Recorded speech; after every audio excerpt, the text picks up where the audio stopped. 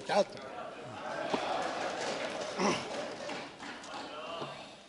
देखिए, क्या है कि हम बड़े खुशकिस्मत लोग, और हम शिकायतें तो करते रहते हैं हुकूमतों से भी और देश से भी और समाज से भी, लेकिन जो हमारे पास है उसका शुक्रिया हम अदा नहीं करते जितना हमें करना चाहिए, और जितना उसका एहसान मानना चाहिए उतना हम मानते नहीं। और वो है हमारा संविधान, हमारा कॉन्स्टिट्यूशन। जरा नजर उठा के देखिए, यहां से चलेंगे तो दूसरी डेमोक्रेसी आपको मेडिटेरियन कोस्ट पे मिलती है। वो क्या बात है, वो क्या ताकत है हमारी जो हमें यहां मिलती है। और ये संविधान हमें डेमोक्रेसी देता, लेकिन डेमोक्रेसी, ये याद रखिए, बगैर सेकुलरिज्म के नहीं हो सकती। ये वो मुल्क हैं जिनमें सेकुलरिज्म नहीं, और इसीलिए डेमोक्रेसी नहीं। डेमोक्रेसी का मतलब क्या होता है कि ज्यादा जिस बारे में लोगों की राय होगी, जिस तरफ अक्सरियत होगी, जिस तरफ मेजॉरिटी होगी, वो बात मानी जाएगी, जिस तरफ माइनॉरिटी होगी वो बात नहीं मानी जाएगी। लेकिन डेमोक्रेसी ये मान के चलती है कि ये मेजॉरिटी और ये माइनॉरिटी परमानेंट नहीं है, यह हर इशू पे बदलेगी। अगर कोई ऐसी परिभाषा बना दी जाए, अगर कोई ऐसी डेफिनेशन बना दी जाए मेजॉरिटी की और माइनॉरिटी की जो परमानेंट है, तो फिर डेमोक्रेसी तो उसी दिन खत्म हो गई।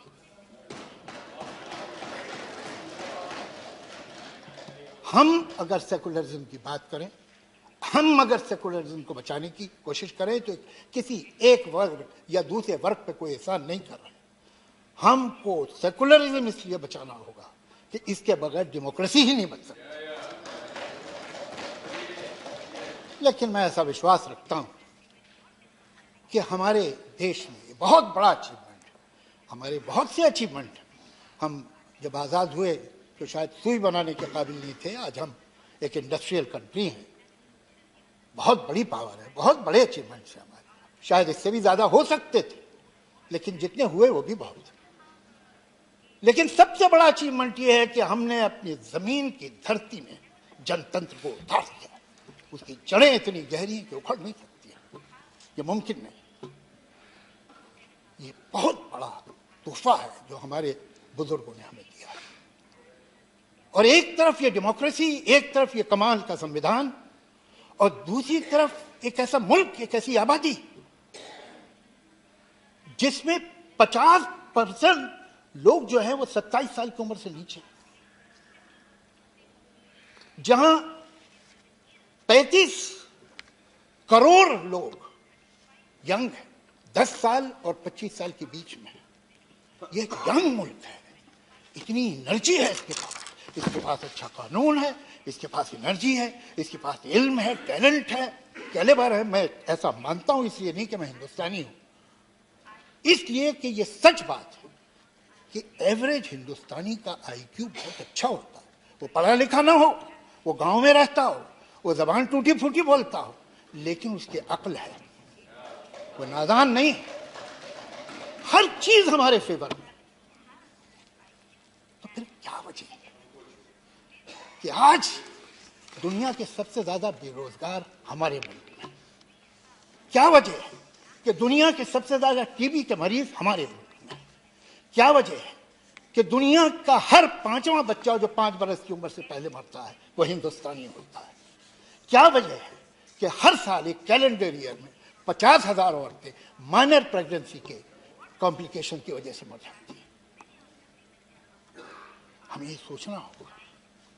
ये शक्ति, ये कानून, ये सिस्टम सब हमारे पास हैं, तो हम तरक्की, डेवलपमेंट करना चाह रहे हैं तो कौन सा, किसका डेवलपमेंट, किसके लिए और किसकी कीमत? डेवलपमेंट जीडीपी नहीं है, डेवलपमेंट है ह्यूमन डेवलपमेंट इंडेक्स। सवाल ये है, जीडीपी तो मैं आपको बताऊं, एक मुल्क है दुनिया में, ब्राजील, जहां दुनिया की तीसरी सबसे बड़ी प्राइवेट प्लेन्स की फ्लीट, और उनकी 1/3 आबादी पॉवर्टी लाइन के नीचे। ये हमें अपने देश में नहीं दिख रहा। मैं ऐसा विश्वास रखता हूं कि कोई भी पार्टी हो वो तो चाहती तो यही है कि इस देश का भला हो, और अगर हम जरा सा उठ जाए, मैं देखता हूं कि जहां ये समस्या है, बेरोजगारी की, हॉस्पिटल की, दवा की, स्कूल की, कॉलेज की, इंफ्रास्ट्रक्चर की, वहां हम अपनी एनर्जी किन चीजों में लगा रहे हैं, वो क्यों वेस्ट हो रही है। आए दिन कुछ ऐसी बात सुनने को आती है जो न सुनते तो अच्छा था। अभी 2-3 दिन पहले एक साहब है जिन्हें ख्याल हो गया कि वो नेशनल लीडर है, हालांकि हकीकत यह है कि वो हिंदुस्तान की एक स्टेट आंध्रा, कि एक शहर हैदराबाद, कि एक शहर, उस शहर के मोहल्ले के लीडर है। उन्होंने ये कहा कि वो भारत माता की जय नहीं कहना चाहते, नहीं कहेंगे, इसलिए कि संविधान उन्हें नहीं कहता है। संविधान तो उन्हें शेरवानी पहनने को भी नहीं कहता और टोपी लगाने को भी नहीं कहता।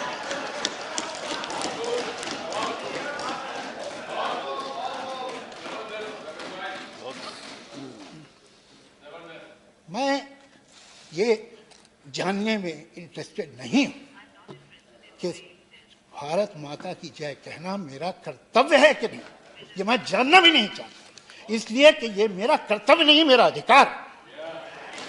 और मैं कहता हूं भारत माता की जय, भारत माता की जय, भारत माता की जय। कि कौन लोग हैं?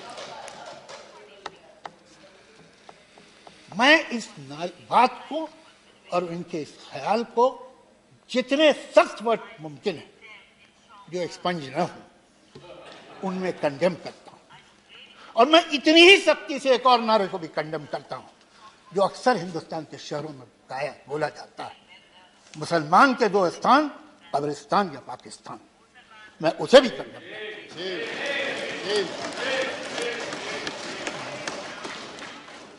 अब हम रुक नहीं सकते, वक्त रुकता नहीं, या तो हम आगे जाएंगे या पीछे जाएंगे। हमें फैसला करना है। हम इस दोराहे पे, जिन मुल्कों में, जिन समाजों में अक्लमंद वो है जो तजुर्बे से सीखे, लेकिन उससे ज्यादा अक्लमंद वो है जो दूसरे के तजुर्बे से सीखे। देख लीजिए, जिन मुल्कों में धर्म का बड़ा बोलाबाला है, जिन मुल्कों में ये यकीन है कि गुजरा हुआ जमाना बड़ा अच्छा था, जिन मुल्कों में ये ख्याल है कि जो हम कह रहे हैं वही ठीक है, सब तेरे सिवा काफिर, आखिर इसका मतलब क्या, सर फिरा दे इंसान का ऐसे खपते मजहब क्या।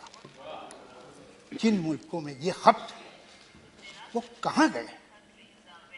जहां बात पर जबान कटती है, जहां आप एक लफ्ज बोल दें जो धर्म के खिलाफ हो, मजहब के खिलाफ हो, तो फांसी दे दी जाती है।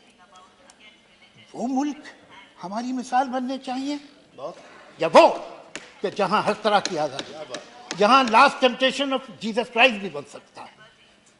कौन से मुल्क सही है? कहां इंसान आराम से है, कहां गंदगी देता है? ये दोराहा है।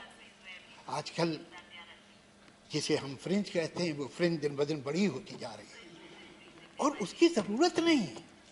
मैं शायद मेरे कुछ दोस्त मुझसे नाराज भी हों इस बात, लेकिन ये मैं दिल से समझता हूं कि इस सरकार में बड़े काबिल लोग भी मौजूद हैं और जो बहुत अच्छा काम करते हैं और कर सकते हैं, लेकिन उनके ऊपर ये बहुत बड़ी जिम्मेदारी है कि ये सो कॉल्ड फ्रिंज, जो कि न सिर्फ मामूली लीडर्स हैं बल्कि एमएलए भी हैं, एमपी भी हैं, मिनिस्टर ऑफ स्टेट भी हैं और कभी कभी मिनिस्टर भी हैं, वो इनको काबू में ले। इसलिए जावेद साहब जी, मजबूरन मेरी नजर घड़ी पे है। मैं भी मानता हूं सर, वक्त अच्छा नहीं है। मैं बिल्कुल आपके साथ हूं। तो मैं यही उम्मीद करूंगा कि ऑपोजिशन हो कि सरकार, ऑपोजिशन का भी रोल है, इसलिए कि ये जो नौजवान हैं ये हमेशा नौजवान नहीं रहेंगे। जापान ये एडवांटेज खो चुका है, चीन ये एडवांटेज खो रहा है। आपके पास ज्यादा से ज्यादा 20 साल हैं जब आपके पास ये एनर्जी है। आप एक प्लेटो पे पहुंच जाएंगे, फिर वहां बहुत दोनों चलेंगे, 100-150 साल बाद फिर ये हालात आएंगे। तो ऑपोजिशन को भी सोचना चाहिए और सरकार को भी कि यहाँ काम, ये एडजॉर्नमेंट जो है हमें आगे नहीं ले जाएंगे और ये पोलराइजेशन भी हमें आगे नहीं ले जाएगा। एक ऐसा हिंदुस्तान बने, और बन सकता है, बहुत मुश्किल नहीं है, बहुत आसान है, कि जहाँ हर सर पे छत हो, जहाँ स्तंभ पे कपड़ा हो, जहाँ पेट में रोटी हो, जहाँ हर एक के पास दवा हो, इलाज हो, स्कूल, सड़कें हो, बिजली हो, पुल हो सकता है। जरा सा बस अगले इलेक्शन की परवाह बंद कर दे आदमी और सब कुछ हो गया। बहुत बहुत शुक्रिया। शुक्रिया।